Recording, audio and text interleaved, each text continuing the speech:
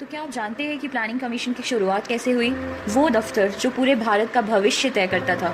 एक वक्त था जब दिल्ली में एक ऐसा दफ्तर था जहां कुछ लोग बैठकर तय करते थे कि भारत में कहाँ सड़क बनेगी, कहाँ फैक्ट्री लगेगी और किस राज्य को कितने पैसे मिलेंगे। ये कोई संसद नहीं था, कोई मंत्रालय भी नहीं था, लेकिन इसकी ताकत पूरे देश पर चलती थी।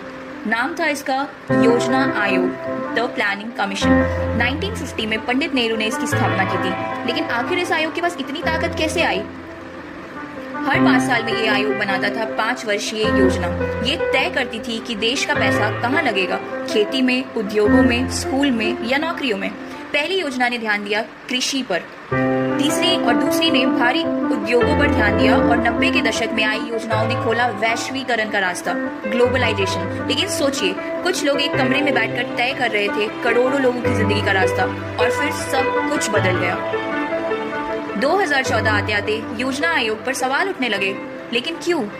राज्यों ने कहा फैसले हमारे लिए होते हैं, हमारे साथ नहीं होते। फंड्स में देरी होती थी, प्रोजेक्ट्स अटके हुए थे। कई लोगों ने कहा ये संस्था पुरानी हो चुकी है। और फिर आया वो दिन जब प्रधानमंत्री नरेंद्र मोदी ने ऐलान किया अब योजना आयोग नहीं रहेगा। लेकिन ये सवाल था कि इसकी जगह क्या आएगा। और फिर जन्म हुआ नीति आयोग का। NITI Aayog, the national institution for transforming India, अब न कोई 5 वर्षीय योजना थी, न ही इस पे केंद्र की पकड़ थी, बल्कि राज्यों की भागीदारी के साथ नीति आयोग ने बहुत ही बेहतरीन काम किया।